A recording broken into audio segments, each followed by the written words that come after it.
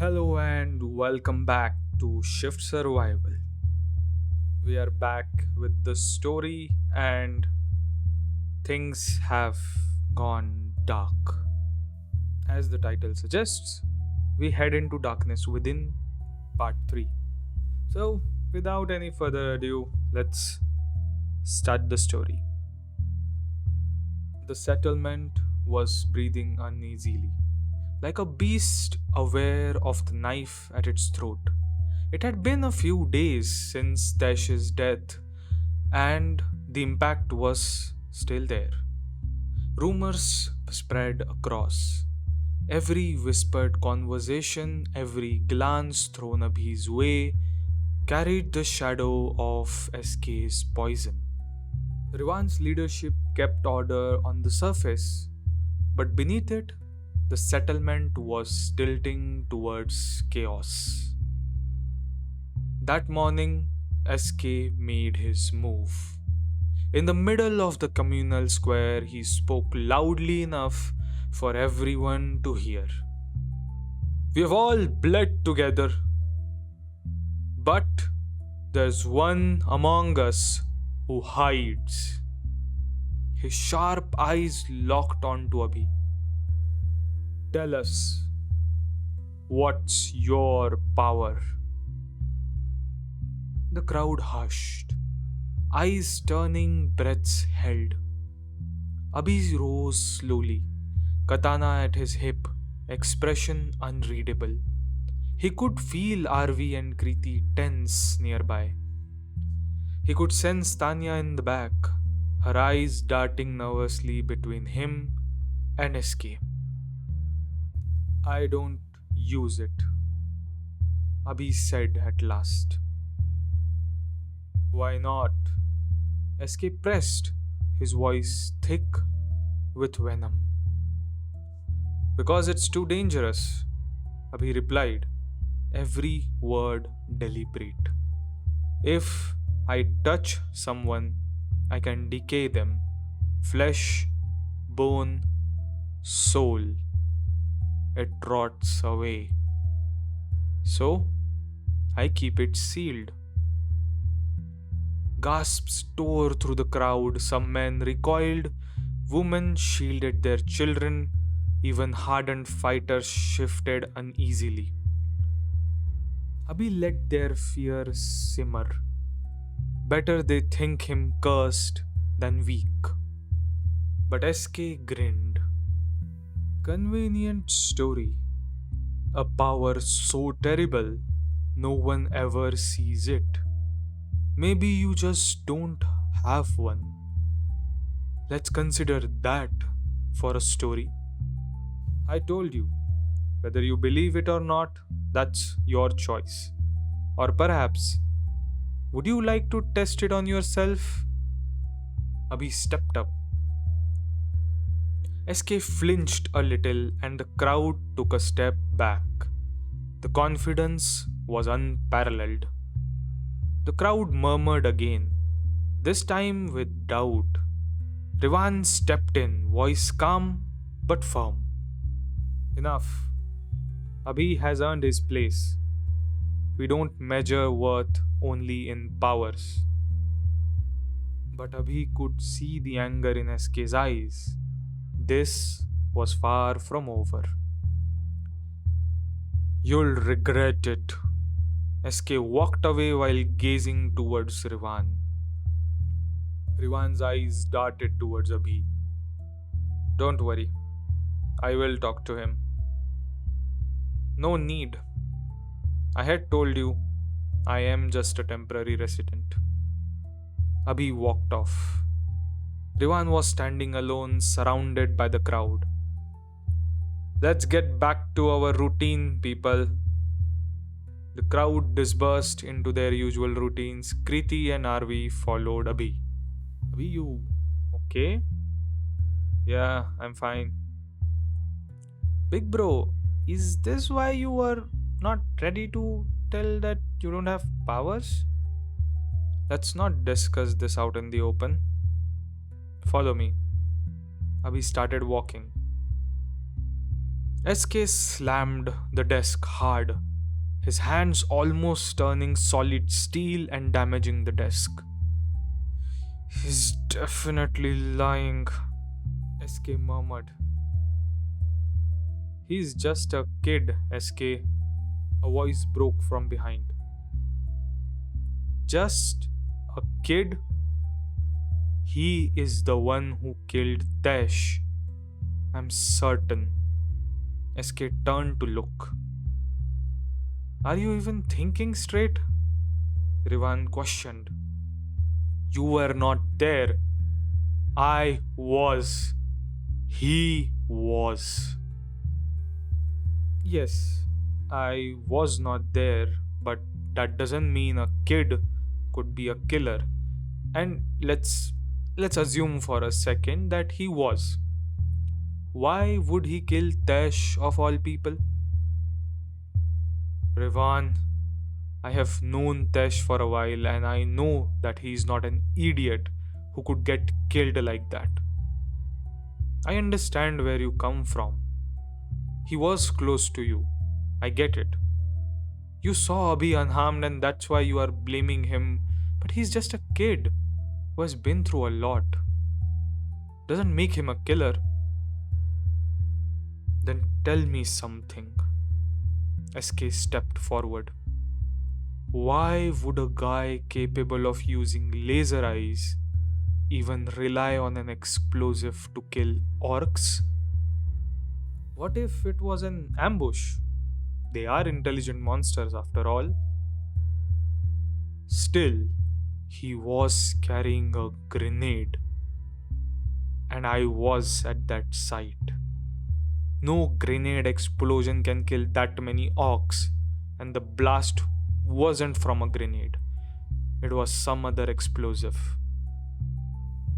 You mean to say that Abhi took some explosive and strapped it onto Tesh, lured the orcs, and blasted them all together? Come on, SK. Even if that's what's happened, do you really think Tesh, of all people, would just have stood there and let him do that? There was a brief silence. I don't think you should be harsh on him. I know you lost a good comrade, but that is how the world has come to be. Rivan consoled SK, putting a hand on his shoulder. SK brushed it off. No matter what you think, my opinion about him is not going to change. And I will prove it to you that he is indeed a killer. Abhi halted in a secluded area, his expressions cold, almost unnaturally cold. Kay felt a sense of unease. Her mind was confused. Was he really the Abhi she knew? Her thoughts kept drifting. Arvi, on the other hand, was nervous. He had never experienced such things. I think we can talk here. Abhi checking out the place. Things are scary, Abhi. He almost outed you today. I know. Big bro, are we in trouble? Are we still nervous, unable to look at Abhi? Probably. But I think I know a way. Abhi, be honest. What really happened in the forest? For SK to react like this, there is more to the story than you are letting us on. Yes, I don't know if you guys will be able to accept it. Abhi gazed at both and then averted, almost feeling the guilt. Kriti and Arvi gave each other a look. I trust you, Abhi. Yeah, big bro. We are with you, no matter what. Abhi clenched his jaw, looked at them. SK isn't wrong. I killed Tesh. The ground shook beneath their legs. You are You're joking, right? You, you, you're joking, right? Abhi? Abhi's expression didn't change. It was cold, unhinged. It's true. Arvi and Kriti couldn't breathe, almost as if someone choked them. They felt threatened by his presence. Technically, I didn't kill him, but I was, in a way, the reason. You. You murdered someone? A human? Kriti's eyes teared up. It was not like I had much choice in it. Tanya? Kriti composing herself. Yes, I could have found another way, but it happened too quickly for me to assess any other option. Just give me a minute. Kriti raised her hand, stopping Abhi's advance.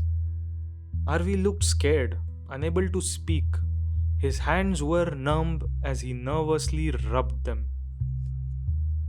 We have to get out of here, and we have to do it today.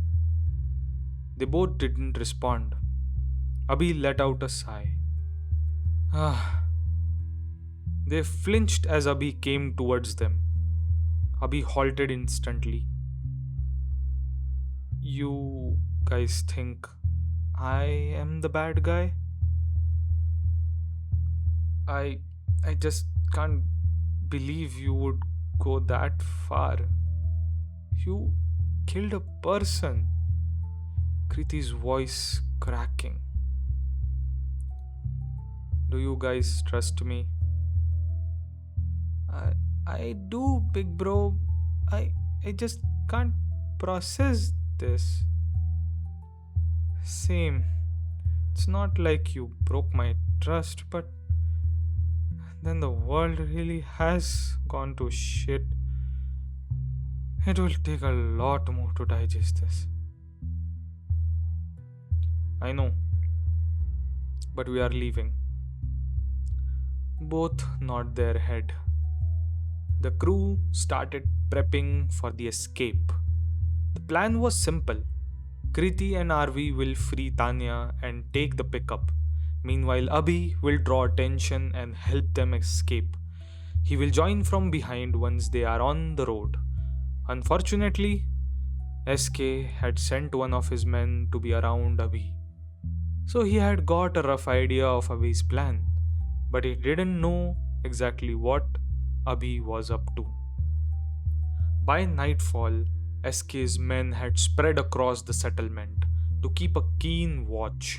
Guards doubled at the gates, watchtowers lit through the night.